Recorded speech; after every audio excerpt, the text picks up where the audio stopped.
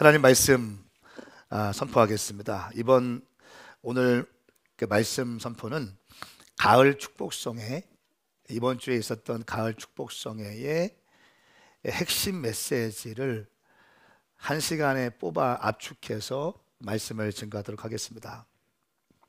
제가 이렇게 박순애 전사님 말씀을 들으면서 조지 뮬러 기도응답 5만 번 이상 받은 조지 뮬러의 평생 기도 수칙 6가지가 있습니다. 그 6가지 내용이 함께 연상이 됐는데요.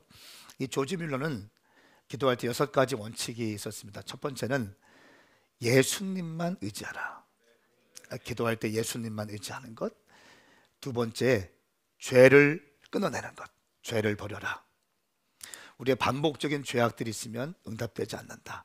죄를 끊어내야 된다. 세 번째는 믿어라. 말씀을 믿고 내가 기도한 것을 믿고 기도하라. 네 번째는 인내로 기도하라. 응답될 때까지 기도하는 것이죠. 다섯 번째는 하나님의 뜻을 살피며 기도하라. 내 혼적인 생각으로 기도하지 말고 혼의 기도가 있고 영의 기도가 있다. 굉장히 중요한 인사이트인 것 같아요. 혼의 기도가 활발해지면 오히려 영의 기도가 약해집니다. 결국 혼이 강해지는 겁니다. 하나님의 뜻을 살피며 기도해야 된다. 여섯 번째, 할 수 있는 한 새벽에 기도하라. 이것이 조지 뮬러의 기도의 6가지 원칙입니다. 박순애 전사님 말씀을 쭉 들으면서 이 원칙들과 너무 흡사한 생각이 들었습니다. 저는 오늘 박순애 전사님 부흥회가 저도 부흥회를 다니는 그런 사람이고 부흥회를 많이 경험한 사람인데요. 저의 어떤 신앙에 좀 더 깊이 있게 견고하게 혹은 날개를 달아주는 어떤 정확한 영적 원리가 장착되어지는 듯한 그런 느낌이 있습니다. 그냥 은혜 받는 것 차원이 아니라 분명한 영적인 원리와 나의 목회의 방향성과 신앙생활의 방향성이 다시 한번 견고해지는 시간이었습니다. 우리가 아는 것처럼 소망 없는 가정에서 태어났습니다. 깨어진 인생이었죠. 버려진 인생이었습니다. 그리고 그분 말에 의하면 거지였다고 얘기합니다. 아무도 받아주지 않는 그런 인생이었고요. 그래서 갈 데가 없어서 화장터에서 잠을 자기도 하고 심지어 쥐약 먹고 죽은 개를 삶아서 먹으면서 사는 인생. 아버지의 엄청난 폭력, 가정폭력, 어머니의 그 질병 등 완전히 무너진 소망 없는 깨어진 가정, 거지와 같은 인생이었습니다. 초등학교도 나오지 못한 사람이었습니다. 그런데 공장에서 일을 하고 과외를 하게 되고 학원을 9개나 경영하게 되고 그리고 지금은 20년 동안 4,000번 이상 부흥회를 섬기고 있는 하나님의 종으로 말씀 사역자로 쓰임 받게 되었습니다. 그러면서 어떻게 그렇게 소망 없는 그의 인생이 이렇게 축복의 통로가 되었는지를 이번 부흥성회 때에 영적인 원리로 말씀을 선포했어요. 완전히 무너지고 아무런 소망이 없는 그런 인생이었다. 저는 부흥회 때 이게 가장 기억납니다. 순애야 순애야 모든 영광 하나님께 드립니다. 그렇죠? 순애야 순애야 엄마 하나님 완전히 아마 우리 교회 성도님들 가운데 그런 인생을 사신 분 저는 없는 걸로 알고 있어요. 희망이 아무것도 보이지 않는 인생이었는데 교회에 가서 그 거지 꼴로 간 그 어린 소녀를 겉모습을 보지 않고 그의 영혼을 바라보며 그 영혼을 담아낸 선생님에 의해서 하나님을 만나게 되고 교회를 섬기게 되었습니다. 그리고 나서 지금까지 이 깨어진 소망 없는 인생에서 축복의 통로로 쓰임받게 된 결정적인 계기, 영적인 원리들을 몇 가지를 말씀하셨어요.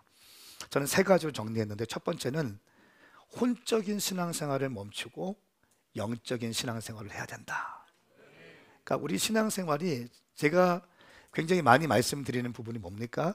뿔을 깎고 와라. 혼적으로 신앙생활 하지 마라. 내 중심적인 신앙생활 하지 마라. 아멘. 그게 할까요? 그거 하지 마라. 그거. 결국 내 중심, 내 생각에, 이 생각으로 하는 이 모든 혼적인 일들 멈춰라. 그 믿음 아니다. 당신 생각이 당신 믿음 아니다. 계속 말씀을 드렸습니다. 내 영적 원리를 보는 첫 번째는 혼적인 신앙생활을 멈추고 영적 신앙생활을 하라는 것이었습니다. 두 번째, 고난의 때에 기도의 깊은 우물을 파라. 고난이 오면, 사방이 막혔으면 내 영적 우물을 파는 시간인 줄 알고 내 기도의 영적인 우물을 파라. 할렐루야. 이것이 그 인생이 바뀌어진 원칙이다 말씀했습니다. 세 번째는 가난한 중에도 하나님께 심어라. 기적의 11조를 드려라. 기적의 마중물 예물을 드려라. 믿음의 임계점을 돌파하라. 1,000번째 예물을 드려라. 제가 보니까 10번이나 1,000번째를 드렸더라고요. 1,000번째. 깜짝 놀랐어요. 저는 1,000번째에 대해서 별 의미를 부여하지 않았거든요. 이번에 제 삶에, 제 사역에, 제 목양에 1,000번째를 장착하기로 결정했어요. 그러면서 평생 동안 나는 1,000번째 하다가, 죽는 마지막 순간까지 1,000번째 하다가 주님께 가겠습니다, 주님. 그 말씀을 듣는데 제 영이 반응하기 시작하더라고요. 1,000번째의 영적인 원리, 계속해서 주님을 향하고 주님께 집중하고 주님을 그리워하고 주님께 예물을 드리고, 내가 죽는 그 순간까지 1,000번째 하다가 1,000번째 끝나면 두 번째 1,000번째 하고 세 번째 1,000번째 하고, 이렇게 하다가 나는 주님께 가겠다, 이렇게 선포하는 시간이 있었습니다. 그러면서 중요하게 나왔던 메시지가, 가난한 사람이 계속 가난한 이유는 심지 않아서이다. 여러분 어떻게 생각하세요? 가난한 사람이 계속 가난한 이유는 심지 않아서이다. 이런 몇 가지 영적인 원리들, 본인의 기도, 또 순도 100%의 믿음, 1,000번째 하나님께 심는 것, 이 아무도 인정해주지 않고 아무것도 없을 때 주님께 기도하고 주님께 믿음으로 심었던 그 과정을 통해서 주님께서는 나를 이렇게 세워주셨다 라고 결론을 지었습니다. 우리는 생생한 간증을 통해서 그 내용들을 알고 있습니다. 우리 함께 예레미야 33장 3절 말씀, 한 절 말씀만 함께 읽도록 하겠습니다. 이 말씀은 살아계신 하나님 말씀입니다. 아멘. 시작. 내게 부르짖으라. 그러면 내가 내게 응답하겠고 네가 알지 못하는 크고 비밀스러운 일들을 내게 알려줄 것이다. 아멘. 아멘. 여러분 이 말씀 믿습니까? 아멘. 부르짖으라. 그리하면 응답하겠다는 것입니다. 네가 알지 못하는 크고 은밀한 것을 보여줄 것이다 라고 말씀하고 있습니다. 저는 오늘 기도에 대해서, 또 물질을 심는 것에 대해서 큰 두 가지 줄기를 가지고 말씀을 선포하겠습니다. 기도하지 않는 하루는 죽은 하루다라고 선포했습니다. 기도하지 않는 하루는 죽어있는 하루다. 내 영이 활성화되지 않고 내가 주님을 향하지 않기 때문에 이 하루는 살아 숨쉬는 것 같지만 사실은 죽은 하루이다. 아무런 의미 없게 그냥 살아가는 그런 하루이다. 오늘날 세속적 크리스찬들의 대표적인 모습이죠. 기도하지 않습니다. 금요일에 저희 교회 탐방 왔던 서울의 모 교회 부목사님과 청년 리더들이 찾아왔어요. 금요일날 한 한 달 전부터 예약을 해서 이 금요 집회가 끝나고 1시간 정도 제 방에서 미팅을 했습니다. 이런 고백을 해요. 통합측 교단입니다. 저희 교단. 코로나 전에는 1,500명이 모이던 교회였어요. 그리고 청년들은 100명이 모이는 교회였습니다. 코로나 이후에 성도 복귀율이 60%밖에 안 된다는 거예요. 그러니까 1,500명의 교회였는데 한 800명 정도밖에 안 모이는 거예요. 청년들 100명 모이는 교회였는데 청년들 제가 물어봤어요. 청년들 얼마나 복귀했습니까? 30%밖에 복귀 안 했다는 거예요. 100명 모이는 청년 교회였는데 30명밖에 없다는 거예요. 지금 온 리더들도 원래 리더가 아니라 새롭게 세워진 리더라는 거예요. 여러분, 이게 오늘날의 현 주소입니다. 금요 집회 끝나고 어제 토요일에 영상 보신 것처럼 우리 음향팀이 새벽 7시에 출발했어요. 7시에 목포에 가서 세팅하고 우리는 12시에 대형 버스 2대를 가지고 갔어요. 목포에 있는 한 대여섯 개 교회가 연합했대요. 참 뜨거운 시간이었습니다. 제가 던진 메시지는 이거였습니다. 젊은이들이 모세의 후계자 여호수아도 두려웠었는데 여호수아 뚫어냈다. 그 비결이 말씀 붙잡고 기도에 뚫어냈다. 그 여호수아 세대가 나오길 바란다. 나와서 기도에 안수해 줬어요. 그리고 거기에 장년들이 꽤 계셨습니다. 근데 청년들만으로는 부족하다. 여기 있는 장로님, 권사님, 집사님들이 함께 청년들을 위해서 기도해야 된다. 그거 아니면 답이 없다. 당신들은 신앙생활 잘하고 있지만 당신 자녀들 무너지고 있지 않냐? 한국교회 통계가 이렇다. 젊은이들을 위해서 기도할 사람들, 눈물로 기도하며 그들을 섬기기로 결정할 사람들 나와라. 작년들 다 나오더라고요. 다 무릎 꿇고 다 안수해드렸어요. 어제 예배 가운데 놀라운 돌파가 있었어요. 할렐루야. 그리고 집에 오는, 그 교회 오니까 12시야. 주님을 찬양합니다. 제가 안식월 가서 분명히 이제 사역을 좀 여유 있게 하리라 다짐했는데 이미 잡혀진 스케줄이 있기 때문에 막 가고 있습니다. 여러분, 기도 외에는 답이 없습니다. 아멘입니까? 기도 외에는 답이 없는 거예요.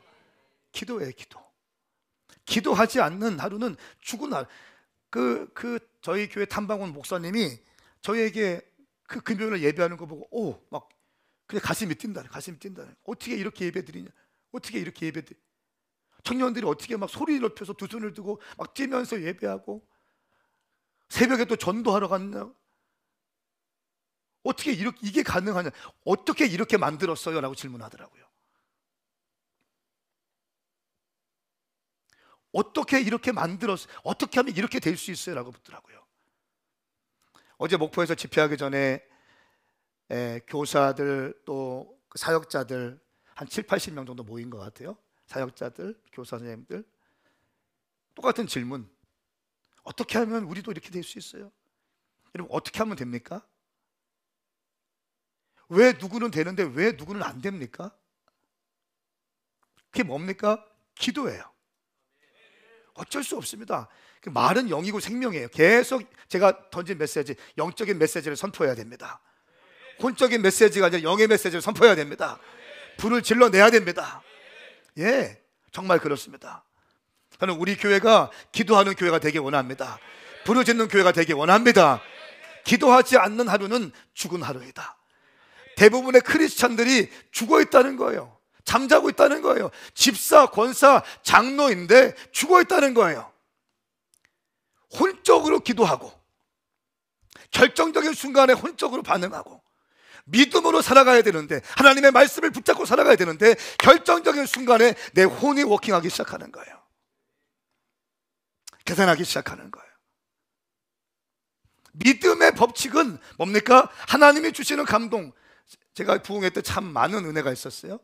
축복이 오기 전에 뭐가 온다고 했어요? 감동이 온다. 참 이렇게 명언들을 순간순간 던지잖아요. 놓치지 않았어요. 축복이 오기 전에 감동이 온다. 감동을 소멸시키지 않는 자. 축복의 사람은 감동이 왔을 때 이 감동을 순종으로 승화시켜서 나가는 사람인 거예요. 그럼 그 사람 가운데 축복의 문이 열리는 거예요. 두 번째, 기도도 역시 심고 거둠의 법칙입니다. 기도의 차이가 능력의 차이입니다. 기도의 차이예요. 저는 우리 교회 가운데 정말 기도하는 여인들이 많이 나오기 바랍니다. 어제 목포에 갔을 때 우리 황 집사님 또 허 집사님 같이 갔어요. 같이 가셨어요. 제가 얼마나 든든하던지 막 같이 기도하고 청년 중보자들과 함께 기도하고 하는데 제가 너무 행복했습니다. 우리 젊은이들을 위해서 기도하는 장년들이 많이 있기를 축복합니다.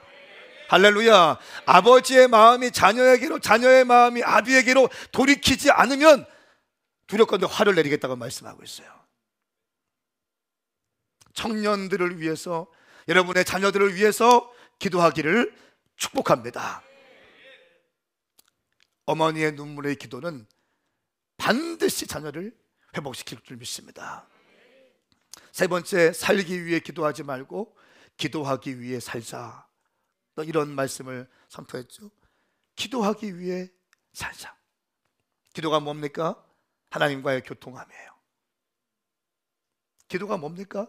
내 생각으로 기도하면 안 되는 거예요. 그러므로 기도할 때 영으로 기도하시길 축복합니다. 하나님을 대면하여 기도하기 바랍니다. 기도의 깊은 우물을 파기를 축복합니다. 두 번째, 이 기도의 깊은 우물을 판 것이 사방이 막혀 있을 때 매일같이 새벽 예배 가서 2시간씩 걸어갔다고 했잖아요. 2시간씩 걸어가서 새벽 예배 가서 2시간 기도하고 다시 2시간 오는 거예요.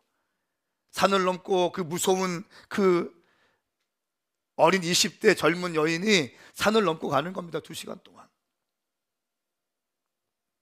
그래서 2시간 동안 가서 기도하고, 그것도 이렇게 기도할 수 있는 분위기가 있는 것도 아니고 그냥 텅 비어 있는 교회, 목사님만 있는 교회, 거기에서 그냥 기도하고 있는 거예요. 저는 우리 장년들, 우리 권사님들, 우리 집사님들이 진짜 기도하기를 축복합니다. 영의 사람으로 옮겨지길 바랍니다. 그래야 우리 교회는 희망이 있는 거예요. 기도하셔야 돼요. 기도하는 흉내만 내는 것이 아니라 기도하셔야 됩니다. 두 번째, 박순애 전사님이 이 완전히 깨어진 인생, 가난한 인생, 거지 인생에서 축복의 통로로 바뀌어진 결정적인 것은 자신 있게 지나칠 정도로 강조 많이 했습니다. 나는 심었다. 나는 심었다. 아주 대놓고 헌금 설교를 하더라고요. 대놓고. 뭡니까? 자신이 있다는 거예요. 사람들이 나를 욕한다 할지라도 나는 자신 있다는 겁니다. 내 인생이 그것을 증명한다는 거예요. 도무지 아무런 희망이 보이지 않는 내 인생이었는데 심을 수 없는 순간에 심었기 때문에 주님께서 내 가운데 축복 주셨다는 거예요. 머리로 심는 것이 아니라 믿음으로 심었다는 것입니다. 재물을 섬길 때에 우리 인생 가운데 저주가 옵니다. 재물을 다스릴 때에 우리 인생 가운데 축복이 옵니다. 재물을 섬기면 저주가 되고 재물을 다스리면 축복이 됩니다. 앞뒤 잡으면서 인사합시다. 재물을 섬기면 저주가 되고 재물을 다스리면 축복이 됩니다. 시작.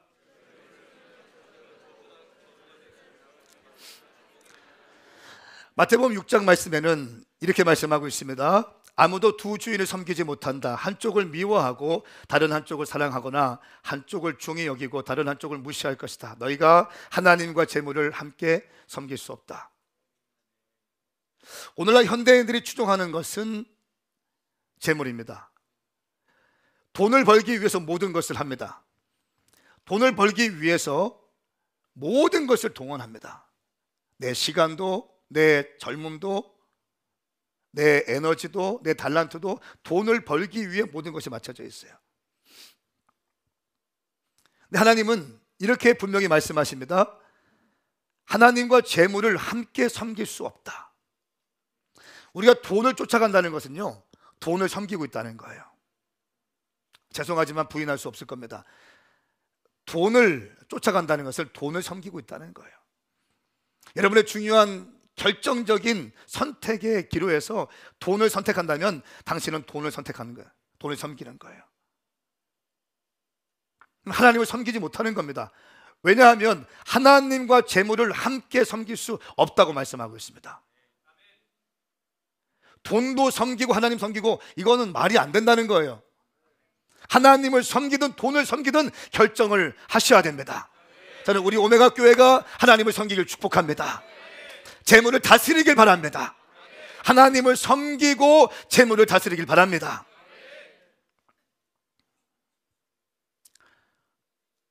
하나님의 것을 하나님께 드릴 때에 축복이 임합니다. 말라기 3장 8절 말씀 함께 읽겠습니다. 시작. 하나님의 것을 훔칠 수 있을까? 그런데 너희는 내 것을 훔쳤다. 그러나 너희는 우리가 어떻게 주의 것을 훔쳤다고 그러십니까? 라고 말하는구나. 너희가 내게서 훔친 것은 11조와 예물이다.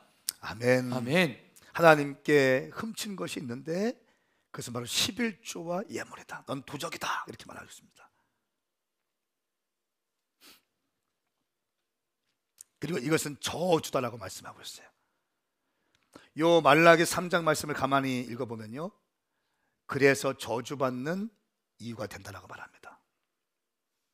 하나님의 것을 손대면 도적이고 도적은 저주받는다는 거예요. 그것은 바로 10의 1조와 예물이다. 저는 우리 오메가 교회 모든 성도들이 10의 1조를 하길 바랍니다. 기적의 11조를 드리기 바랍니다. 제가 10의 2조 드리잖아요. 10의 2조 드리는데 또 욕심이 생겼어. 이분은 기적의 11조를 드린대. 10의 1조, 10의 1조, 내 수입의 11조, 10의 2조만 드리는 게 아니라 본인이 받고 싶은 축복의 11조를 미리 드리는 거야. 또 흥분되기 시작해.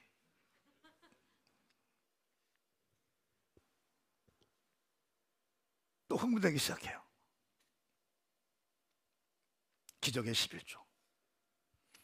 10의 2조도 꽤 크잖아요.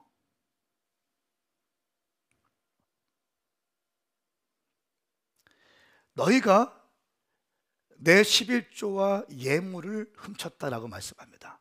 우리 오메가 교회 성도들 가운데 하나님의 11조에 손대지 않길 바랍니다. 하나님의 것을 하나님 것으로 인정하셔야 됩니다. 그러니까 11조에 손대면 물질을 섬기는 거예요. 여러분들이 11조에 손대는 순간 그것은 물질을 섬기는 거예요. 하나님 축복하지 않습니다. 하나님 기뻐하지 않습니다. 지금 조금 돈이 내 수중에 있는 것처럼 느껴질지라도 결국은 큰 슬픔이 있을 거예요.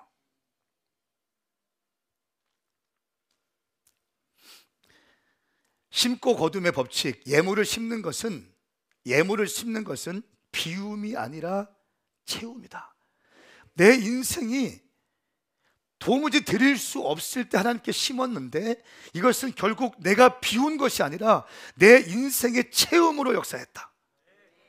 내가 아무리 예물 드리고 아무리 섬기고 아무리 구제하고 했는데 주님께서 부어주시는 축복을 감당할 수가 없더라.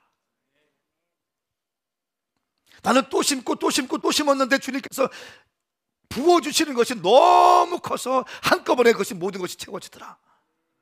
저는 우리 교회 성도들 가운데 이런 간증할 수 있기를 축복합니다. 이런 간증의 주인공 될 수 있기를 바랍니다. 예물을 심는 것은 비움이 아니라 채웁니다. 고린도후서 9장 6절 말씀에 이것이 바로 적게 심는 사람은 적게 거두고 많이 심는 사람은 많이 거둔다는 말입니다. 적게 심으면 적게 거두고 많이 심으면 많이 거두고. 여러분, 이 말씀으로 시험 당하지 마십시오. 이 말씀을 믿음으로 취하십시오. 내가 적게 드리고 있다면 많이 드리십시오. 주님이 많이 거두게 하실 것입니다. 말라기 3장 10절 말씀에 창고에 11조 전제를 가져다 놓고 내 집에 먹을 것이 있게 하라. 이 일로 나를 시험해 내가 하늘 창문을 열고 너희가 쌓을 자리가 없도록 복을 쏟아붓지 않나 보라. 만군의 여호와의 말씀이라. 여러분, 우리 하나님께 예물 드릴 때 믿음의 한계를 뛰어넘어서 하나님께 올려드릴 수 있기를 축복합니다. 저는 지금 보세요, 우리 교회 성도들이 부흥회 때 어떤 일이 있었냐면요, 거의 1시까지 1시 반까지 제가 기도 인도를 했어요. 새벽에 1시 1시 반 기도하는 대부분의 사람들이 함께 뜨겁게 기도했어요. 어떤 사람들은요 4시 반까지 기도했어요. 꽤 많은 사람들이 기도에 불이 임했고 기도에 줄이 잡힌 거예요. 교회 하늘문이 열린 거예요. 그리고 새벽 예배 때 와서 기도한 게 뭐였냐면, 주님, 우리 교회 성도들도 이런 축복의 통로가 되게 하여 주시옵소서. 기적의 주인공이 되게 하여 주시옵소서. 영의 삶을 살게 하여 주시옵소서. 이렇게 기도가 나왔어요. 그런 사람 나와야 됩니다. 아멘인가요? 나와야 됩니다. 나와야 됩니다. 그렇게 하기 위해서 믿음의 한계를 뛰어넘는 거예요. 축복과 기적은 씨앗으로부터 온다는 거예요. 심어야 온다는 거예요. 심어야 기적이 오고 심어야 축복이 온다는 거예요. 네 번째, 인생에서 가장 큰 축복은 성전 건축입니다. 우리의 재정이 가장 가치 있게 사용되는 것 2가지가 있다면, 그것은 바로 생명을 살리는 일에 사용될 때 재정이 가치 있게 사용돼요. 할렐루야. 생명은 그 무엇과도 바꿀 수 없잖아요. 생명을 살리는데 재정이 사용되어지면 가치 있는 거예요. 여러분, 우리가 자을레 오메가 교회 세울 때 왜 흥분됐습니까? 우리의 재정이 영원히 저주받아 1400년 동안 무슬림 운마 공동체에 묶여있던 그 영혼들이 거기에서 탈출해서 하나님의 말씀을 배울 수 있는 미션 스쿨과 미션 그 교회에 그 아이들이 등록되고 그 재정들을 통해서 그 영혼들이 살 수 있다는 비전을 보기 때문에 흥분되는 거예요. 아멘. 여러분, 재정이 가장 중요한 것은 생명을 살리는 일에 사용될 때 재정은 가치 있게 사용되는 겁니다. 2번째로는 이 생명을 살리는데 필요한 성전 건축하는데 재정이 사용되어질 때 그 재정은 가치가 있는 것입니다. 성전 건축은 정말 중요합니다. 제가 우리 교회를 보십시오, 여러분. 우리 교회가 사람도 모이지 않고 사람은 자리는 텅텅 비고 그러는데 큰 건물을 세우려고 하는 게 아니라 일부, 여러분 2부 때는 거의 자리가 없습니다. 3부도 많이 거의 차고 있고요. 4부도 마찬가지고 키즈 아이들 제대로 할 수 있는 곳이 없고, 우리 또 차일드 아이들, 키즈 아이들은 코나 웨이브가 없으면 교회는 마비됐습니다. 코나에서 주일날 예배를 드리고 7층에서 예배를 드리고 막 이렇게 교회가 그냥 아주 하드하게 돌아갑니다. 그냥 건물을 지으려고 하는 것이 아니라, 또 우리가 기도하기 시작할 때 주님께서 9년 전에 허락하신 그 땅, 가장 좋은 땅, 할렐루야, 이미 그 주변은 다 개발이 끝났고 그 9년 전 가격, 우리가 교회를 개척할 때의 그 비용 그대로 1원도 오르지 않고 그대로 보존됐다가 우리가 계약하게 된 거예요. 약속의 땅입니다. 교회는 부흥되고 있고 많은 사역들을 감당하고 있고, 더 많은 사역을 감당하기 위해서 더 많은 영혼들을 살려내기 위해서 반드시 필요한 것이 성전 건축이라면, 여러분, 우리의 재정이 성전 건축에 사용되어질 때 하나님께서 기뻐하실 줄 믿습니다. 기뻐하실 줄 믿습니다. 나를 위해 사용되면 아무 가치가 없습니다. 그 메시지를 하는데 제가 은혜가 있었어요. 나를 위해서 사용되어지는 재정은 아무 가치가 없습니다. 내 육을 만족시키고 내 혼을 만족시킬 뿐입니다. 나를 위해서 사용되는 재정, 별 가치가 없다. 그리고 오늘날 많은 사람들이 진짜는 안 드리고 허상만 드린다, 이런 얘기를 또 하시더라고요. 허상만 드린다는 거예요.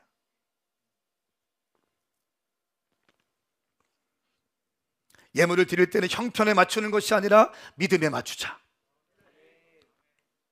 형편에 맞추는 것이 아니라 믿음에 맞추자. 믿음의 모험이 없이 기적이 없다. 믿음의 모험이 없이 축복이 없다. 성령님이 감동을 주셨을 때 그 감동을 소멸치 않고 그 감동에 순종했을 때 축복은 따라온다. 이것이 영의 사람의 방식이다. 혼의 사람은 내 생각대로 한다. 형편에 맞춘다. 내 상황에 맞추게 된다. 이것이 대부분의 크리스찬들의 삶의 방식이다. 그러나 믿음의 사람은 영에 맞추고 성령님의 감동에 순종한다는 거예요. 할렐루야. 또한 진정한 축복은 하나님의 계산대에 통과해야 된다는 거예요. 하나님의 계산대에 통과해야 된다는 거예요. 내 계산이 아니라 하나님의 계산대에 통과된 것만이 축복이 된다는 거예요. 저는 우리 교회가 하나님의 축복으로 가득 차는 그런 교회가 되길 바랍니다. 성전이 세워질 때, 여러분, 성전이 세워질 때 제가 수많은 간증을 들었습니다. 성전이 세워질 때 도무지 드릴 수 없는 것처럼 보이는 그 사람이 믿음으로 드렸을 때 엄청난 간증, 축복의 주인공으로 우뚝 세워지는 것을 저는 많이 보았어요. 성전 건축은 축복받을 기회입니다. 하나님이 기뻐하시는 성전, 여기서 예배하고 젊은이들이 일어나고 24시간 기도하고 다음 세대들이 하나님의 말씀으로 세워지게 되고 선교 훈련을 받게 되고 열방을 꿈꾸게 되고, 아멘. 이런 교회 센터처치가 세워진다면, 우리가 그 일을 위해서 우리의 재정이 심겨진다면 그 재정은 가치 있는 재정이 될 것입니다. 가장 기뻐하시는 재정이 될 줄 믿습니다.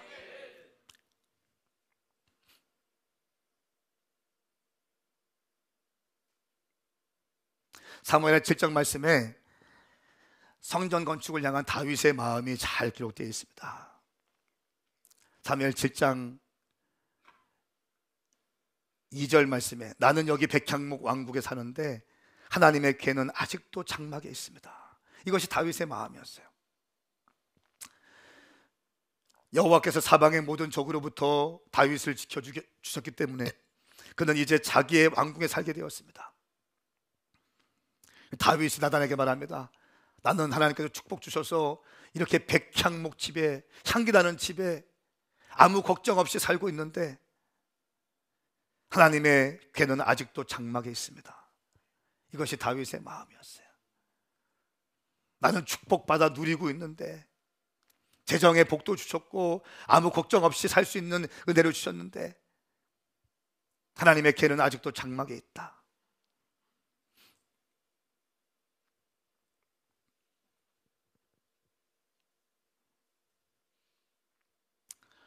그러면서 다윗이 하나님의 성전을 건축을 향한 갈망을 갖습니다.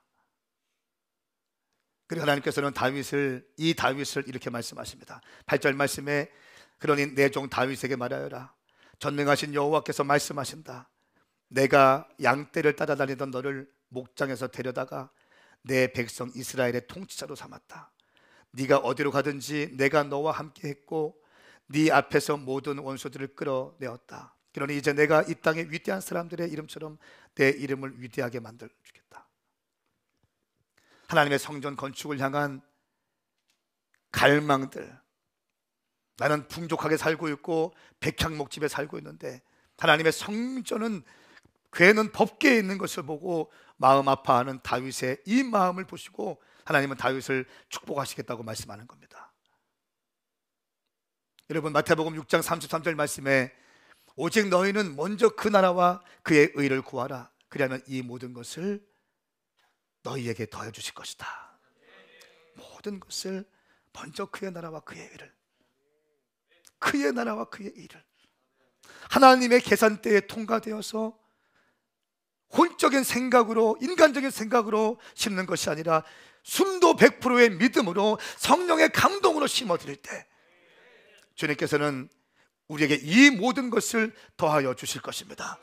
그 가난했던 인생에서 축복의 통로로 쓰임받게 하신 하나님의 원리를 말씀드리고 있습니다. 저는 이번 일천 번제에 대한 메시지를 듣고 제 목회에 새로운 날개를 단 느낌이 들었습니다. 성전 건축에 대해서 우리가 땅도 계약을 하고 공모전도 하고 막 치고 나가다가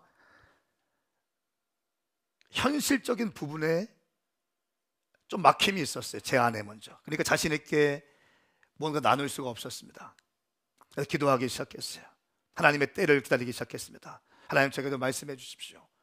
성전 건축은 주님께서 원하시는 것인데, 주님께서 기뻐하시는 것인데, 주님, 어떤 방법으로 어떤 때에 이 일들을 추진하면 되겠습니까?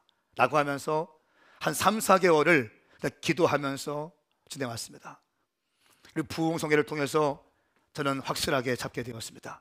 1,000번제를 통해서 성전이 세워질 것이다. 할렐루야. 우리가 300명의 기도의 용사, 300명의 기적의 용사, 300명의 1,000번제 용사들이 작정되어진다면, 센터처치가 세워지는 것은 너무 자연스럽고 너무 아름답게 세워질 것입니다. 여러분, 우리 교회는요, 선교에 특화된 교회이고 젊은이에 특화된 교회입니다. 또 외국인 사역들이 활발하게 진행되어지는 교회입니다. 예배가 뜨거운 교회입니다. 미디어가 잘 준비된 교회입니다. 제자화된 교회입니다. 이런 교회가 건물을 짓고 들어간다면 이 교회는요, 폭발적으로 성장할 것입니다. 폭발적으로 사람들이 몰려들 것입니다. 박선혜 전사님이 저에게 한 대여섯 번은 말씀하시더라고요.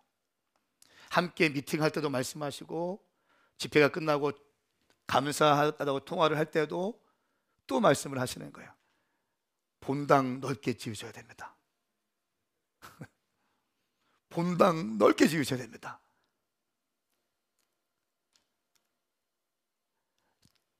자리가 없어서 금방 후회가 될 것입니다.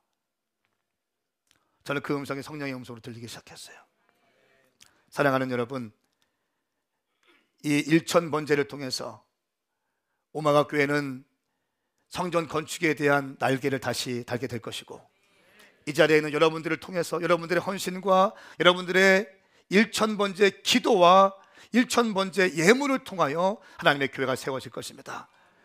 이미 건물만 지어질 때까지 우리가 1,000번제 300명의 용사가 나와서 매일같이 성전에서 기도하고 매일 하나님께 예물을 올려드리면 그 예물로 충분히 진행될 수 있는 거예요. 성전이 건축되어지면 그때 교회는 엄청난 부흥과 동시에 막 치고 나가면서 폭발적인 부흥이 있을 것이고, 성전 건축에 대한 빚이나 이런 것은 아마 몇 년 안 가서 금방 해결되어지는 놀라운 역사가 있을 것입니다. 이것이 제가 보는 그림이에요. 하나님은, 저는 하나님의 시즌에 대해서 굉장히 중요하게 보는 사람이거든요. 시즌. 우리가 선포하고 공모하고 막 달려왔습니다. 그리고 주님께서 저에게 뭔가 좀 이렇게 답답한 마음을 주셨어요. 침묵했습니다. 아마 성도님들 가운데 목사님이 왜 성전 건축에 대한 말씀을 하지 않으실까? 왜 성전 건축에 대한 말씀을 하지 않으신 걸까? 그렇게 성전 건축에 대해서, 센터 처치에 대해서 비전을 제시하다가 왜 3, 4개월 동안 성전 건축에 대한 말씀을 하지 않으시는 걸까? 의구심을 갖는 분도 있었을 것입니다. 근데 주의 종은 성령의 음성을 기다렸어요. 하나님의 때를 기다렸어요. 그리고 그 때가 바로 이 부흥의 때였고, 그 전략은 1,000번제입니다. 이 자리에 있는 여러분들이 1,000번제 300용사, 1,000번제 기도의 용사, 1,000번제 헌신의 용사가 되어진다면 우리는 함께 기적을 쓰게 될 것이고 축복의 통로가 되어질 줄 믿습니다. 열방을 섬기는 교회로 우뚝 세워지게 될 줄 믿습니다. 여러분, 기도와 기적은 함께 가는 것입니다. 기도와 기적은 함께 가는 것입니다. 하나님께 나를 온전히 드릴 때 하나님께서는 역사하시는 것입니다. 자원하는 심령으로, 기쁨으로 주님께 내어드릴 때, 온전히 또 언제나 한결같이 날마다 하나님을 대면하여서 드릴 때, 결정적인 순종이 결정적인 축복입니다. 결정적인 순종은 결정적인 축복입니다. 그러면서 이 은혜하는 교회, 은혜 한인 교회, 또 부산 세계로 교회, 세계로 금난 교회, 이런 교회들을 말씀하셨어요. 성전 건축을 1000번째를 통해서 성전 건축이 아름답게 되어지고, 지금 한국 교회를 움직이고 한국 교회 영혼을 섬길 뿐 아니라 열방을 섬기는 은혜 한인 교회는 전 세계에서 가장 많은 교회를 개척한 교회로서 기네스북에 올라와 있는 교회입니다. 제가 몇 차례 말씀을 드렸습니다. 이 교회, 김광신 목사님께서 어마어마한 사업을 하시다가 하나님을 만나고 그 재정을 주님께 다 올려드리고 교회를 시작한 선교적 교회, 이 교회 역시 1000번째를 통해서 교회가 건축되어졌습니다. 사랑하는 여러분, 우리 모두 하나님의 성전을 세우기 위해서 1000번째 동참하십시다. 어떤 분은 한 구자 10,000원씩, 어떤 분은 20,000원씩 믿음의 분량에 따라서 하실 때에 우리 교회가 성전 건축을 할 수 있는 기틀을 보게 될 것이고, 성전 건축이 되어진다면 가장 먼저 우리 교회 성도들이 먼저 축복을 받게 될 것입니다. 저는 확신 있습니다. 하나님께 심으면 주님께서 책임져 주십니다. 하나님께 심으면 하나님께서 책임져 주십니다. 저는 우리 교회 가운데 재정적으로 어려우신 분들도 믿음으로 심기 바랍니다. 왜냐하면 그 재정적으로 어려운 상황 가운데 더 심어야 축복의 통로로, 축복의 사람으로 일어날 수 있기 때문입니다. 심은 대로 거두는 거예요. 지금이야말로 심을 수 있는 가장 좋은 기회인 줄 믿습니다. 마지막으로 2022년 추수감사절, 다음 주가 추수감사주일인데요, 추수감사절을 대하는 4가지의 태도를 말씀드리겠습니다. 신명기 16장 13절부터 17절까지의 말씀 함께 읽겠습니다. 시작.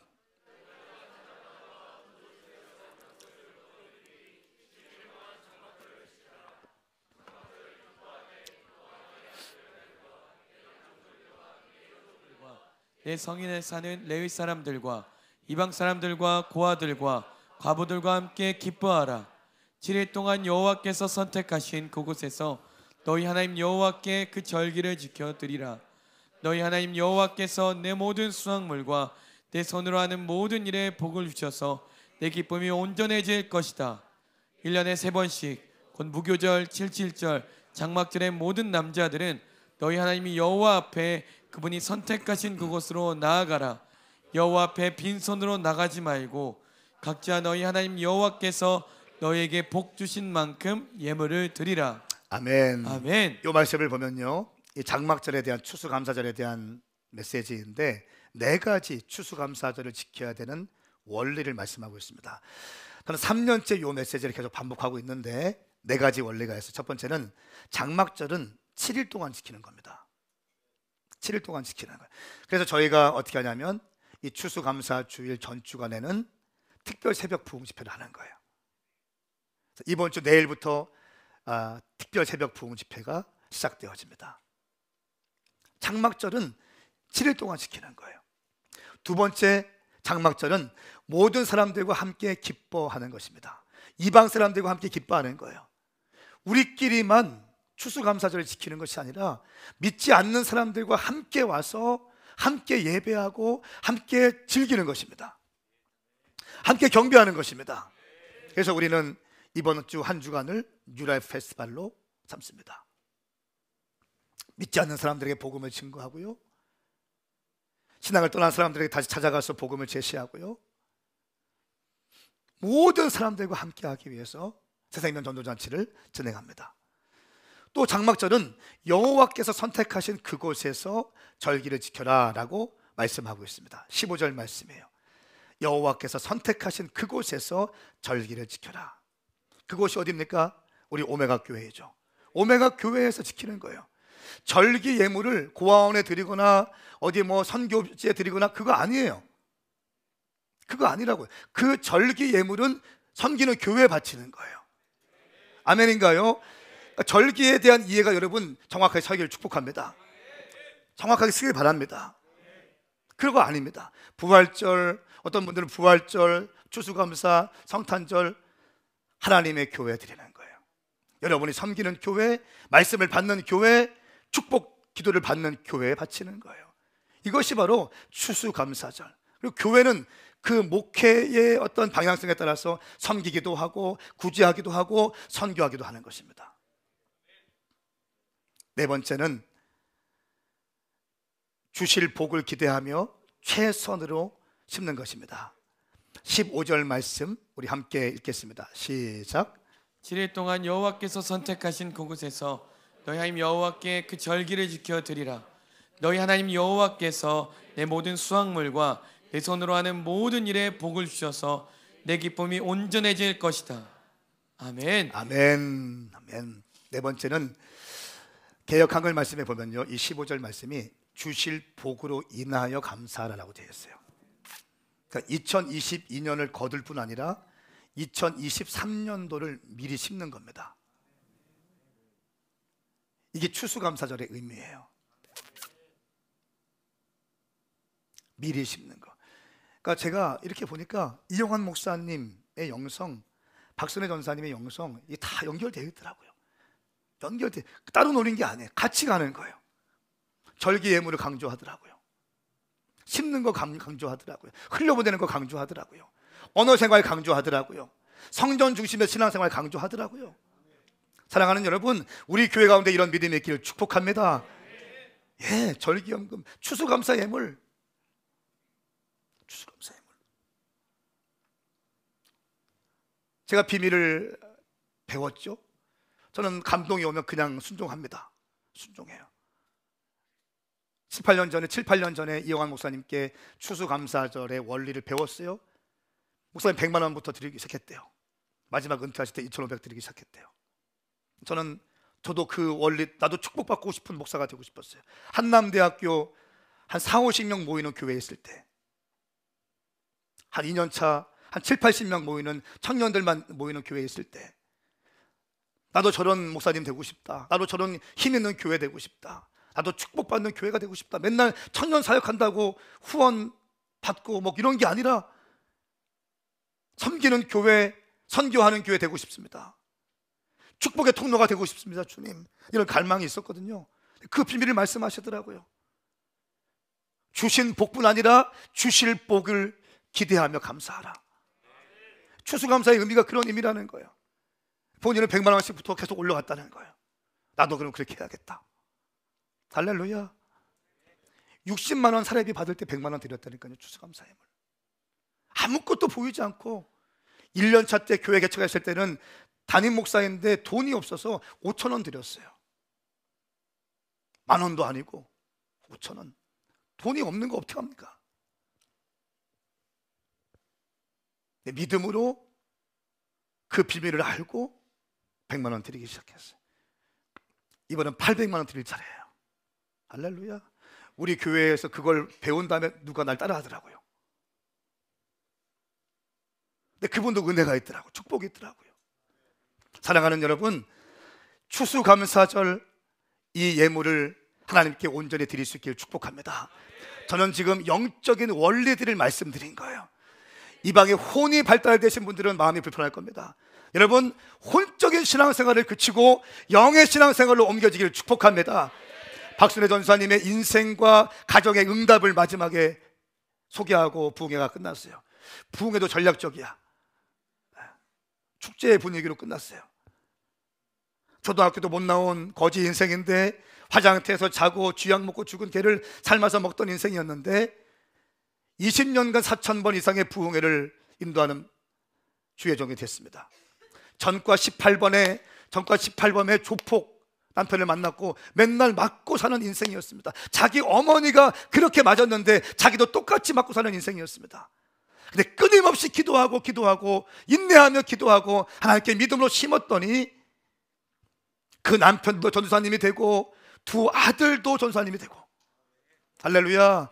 큰 아들에게는 자녀들이 없어가지고 그것 때문에 그렇게 기도했는데 결국 주님께서는 또 응답하여 주시고 지금은 요양병원을 운영하고 섬기는 그런 섬김의 통로가 되었고, 하나님의 말씀, 한국 강단을 정화하는, 한국 성도들의 영을 깨어내는 메신저로 쓰임받고 있는 줄 믿습니다. 사랑하는 여러분, 우리 오메가교회 성도들이 이렇게 축복의 통로가 되길 바랍니다. 축복의 통로가 되기 위해서는 혼을 깨뜨리고 영에 반응하시기 바랍니다. 아멘입니까? 아멘입니까? 우리 함께 좀 기도하십시다.